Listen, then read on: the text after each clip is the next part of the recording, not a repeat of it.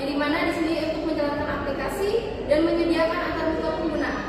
Yang kedua yaitu graphical user interface yang bisa kita singkat dengan GUI, yang dimana pengertian GUI termasuk adalah tampilan visual berbasis gambar, ikon, tombol, dan menu.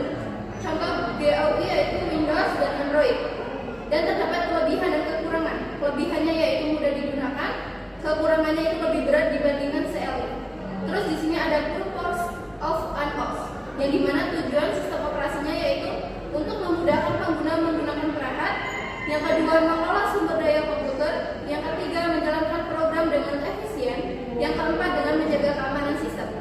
Terus di sini ada bagian access method, yang dimana ada metode akses Cisco IOS, yang dimana ada konsul dan terminal dan SSH. Terus di sini ada terminal, yang dimana pengertiannya yaitu software untuk mengakses CLI perangkat jaringan.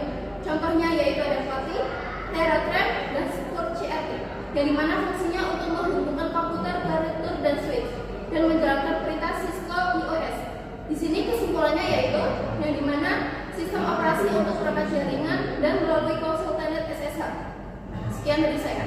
Selanjutnya akan dilanjutkan pada Rigi. Materinya yaitu navigasi Cisco IOS. Pengenalan navigasi Cisco IOS tujuannya memahami cara mengoperasikan command line interface pada perangkat Cisco. Metodenya adalah perintah ketikan dalam berbagai mode yang memiliki fungsi spesifik. Yang kedua, mode perintah utama. Ada dua level akses utama pada saat pertama kali masuk, yaitu tampilan router hanya untuk monitoring dasar akses terbatas. Yang kedua ada tampilan router akses penuh untuk melihat konfigurasi atau status perangkat.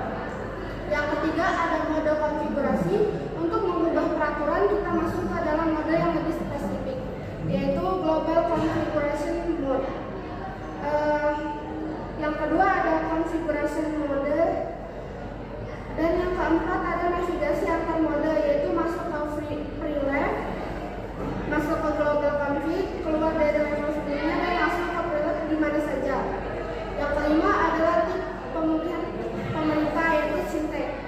Adalah konteks sensitive help, ketik tanda tanya untuk melihat daftar perintah yang tersedia.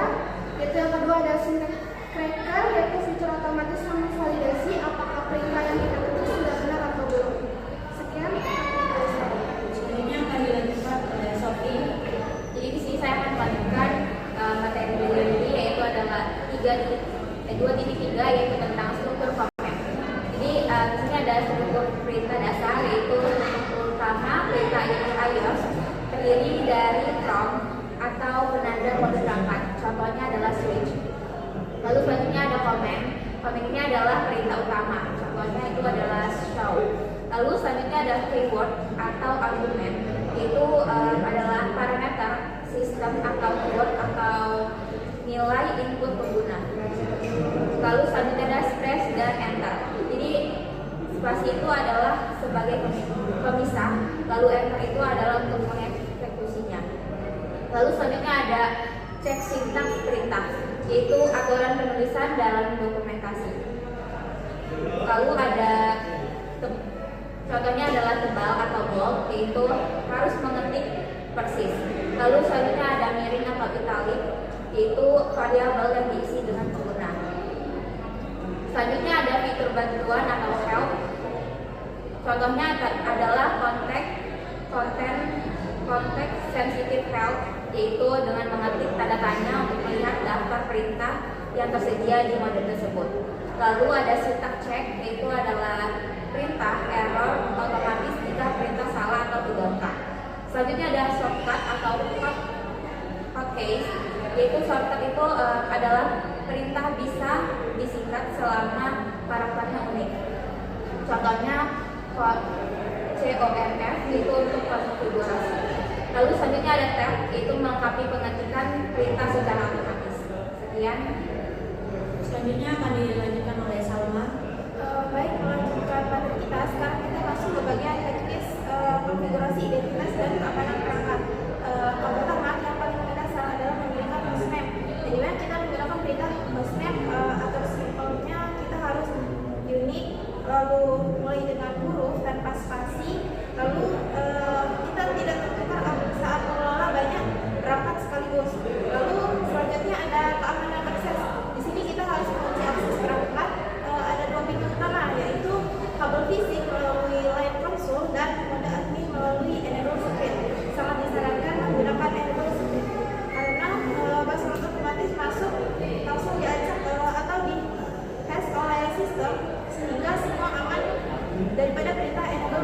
biasa. Lalu ada enkripsi kata sandi, di mana meskipun kita sudah berpassword, biasanya di file konfigurasi masih kelihatan teks aslinya. Nah, supaya benar-benar tersembunyi, kita menjalankan perintah service password encryption. Perintah ini akan menyamarkan semua password yang ada di perangkat kita agar tidak bisa dibaca oleh orang yang tidak berkenan. Lalu ada poin terakhir yang adalah banner. Ini bukan sekedar ucapan selamat datang, tapi berfungsi sebagai peringatan hukum. Pesan ini akan muncul tepat sebelum pengguna login, oleh menegaskan bahwa hanya personil berwenang yang boleh mengakses perangkat ini. Sekian. Selanjutnya kami dilanjutkan oleh Sandy. Kita lanjut ke file konfigurasi. Ada dua jenis file konfigurasi pada perangkat. Yang pertama adalah running config, disimpan di RAM, berisi konfigurasi yang sedang berjalan saat ini. Perubahan langsung berpengaruh, akan hilang saat perangkat mati atau restart. Startup config, disimpan di NVRAM, digunakan saat perangkat dinyalakan ulang, tidak hilang walaupun perangkat dimatikan. Perintah penting, show running config n, melihat konfigurasi aktif. Show startup config n, melihat konfigurasi tersimpan. Copy running config startup config n, menyimpan konfigurasi. Cara mengubah running configuration, jika konfigurasi belum disimpan dan salah, bisa dihapus manual atau gunakan reload kembali ke konfigurasi sebelumnya. Kekurangan reload, perangkat akan offline sementara.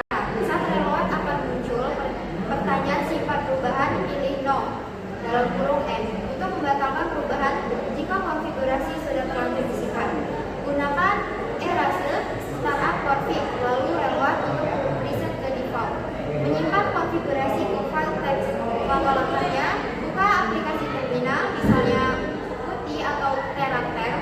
Aktifkan login, jalankan show running config atau show startup config. Simpan hasilnya ke file text, matikan login. Fungsinya, sebagai backup konfigurasi bisa diedit dan digunakan kembali. Cara restore, masuk ke mode konfigurasi, paste isi file ke terminal, otomatis jadi running config. Sekian. Selanjutnya akan dilanjutkan oleh Lili. Baik, di sini saya akan melanjutkan dari materi sebelumnya, yaitu port dan alamat. Dalam jaringan komputer, setiap perangkat harus punya identitas agar bisa saling berkomunikasi. Identitas ini berupa alamat, IP address, dan port. IP address yaitu menunjukkan perangkatnya, dan port menunjukkan layanan atau aplikasi di dalam perangkat tersebut. IP address adalah alamat unik yang digunakan untuk mengidentifikasi perangkat di jaringan. Fungsi IP address yaitu menjadi identitas perangkat di jaringan, memungkinkan pengiriman data dari satu perangkat ke perangkat lain, menentukan tujuan dan asal data.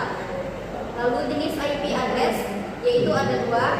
Yang pertama IPv4 format 32 bit, contohnya 192.168.1.1, paling umum digunakan. Lalu yang kedua IPv6 format 128 bit, contoh 2001 DB81, digunakan karena IPv4 mulai habis. Pembagian IP, public IP digunakan di internet, lalu private IP digunakan di jaringan lokal atau LAN. Contohnya yaitu pada laptop 192.168.1.10. Lalu yang kedua ada router 192.168.1.1. Lalu interface dan port. Interface adalah penghubung antara perangkat dengan jaringan. Contohnya Ethernet, kabelan, Wi-Fi wireless, loopback virtual. Jadi interface itu seperti jalan masuk ke jaringan.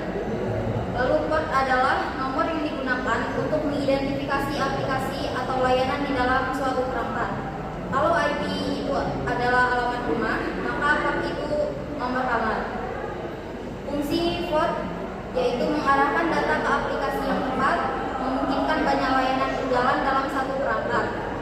Contoh port umum yaitu port 80 HTTP atau web, lalu port 443 HTTPS web aman, lalu port 22 SSH atau remote server, lalu port 21 FTP transfer file. Jadi kesimpulannya yaitu IP address digunakan untuk mengenali perangkat di jaringan. Interface adalah jalur penghubung perangkat ke jaringan.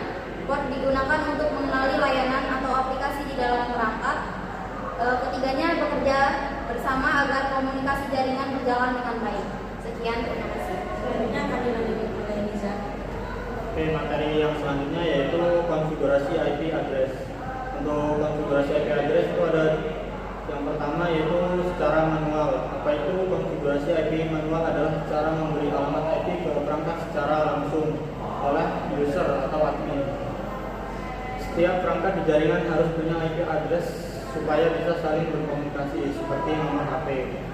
Kemudian kalau manual berarti kita isi sendiri datanya seperti IP address, subnet mask, default gateway. Contoh IP address 192.168.1.10.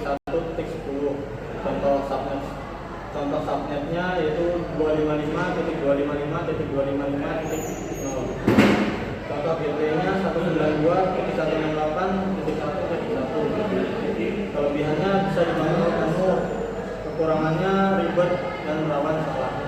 Selanjutnya konfigurasi IP secara otomatis. Artinya sistem yang memberikan IP secara otomatis ke perangkat.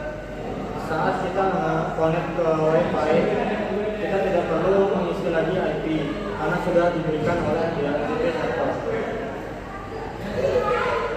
DHCP akan otomatis memberikan IP address, subnet mask, gateway, dan DNS. Kenapa penting? Karena ketika akan menyeting IP ke PC, kita tidak perlu menyetingnya satu persatu. Materi selanjutnya yaitu mengecek IP.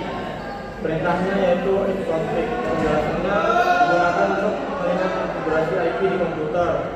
Outputnya biasanya menunjukkan seperti IP address, subnet mask, default gateway. Fungsinya untuk mengecek apakah komputer sudah mendapatkan IP dan apakah jaringan bermasalah. Materi selanjutnya konfigurasi SPI pada switch. Apa itu SPI? SPI adalah switch virtual interface, adalah IP pada switch supaya bisa diakses lewat jaringan. Switch biasanya hanya menghubungkan perangkat, tapi kalau ingin remote, misalnya via internet atau SSH, switch harus punya IP. IP ini ditempatkan di VLAN, biasanya VLAN 1. Materi selanjutnya adalah latihan sintak, yaitu penjelasan ini bagian latihan untuk membiasakan mengetik di perintah di switch. Tujuannya agar kita tidak salah menulis sintaks dan paham urutan konfigurasi. Materi selanjutnya paket tracer basic connectivity. Ini praktek langsung menggunakan Cisco paket tracer. Pada perintah ini kita akan mengatur IP di PC, kemudian mengatur IP di switch, menghubungkan perangkat. Kemudian tes koneksi menggunakan ping. Contohnya ping 192.168.1.1.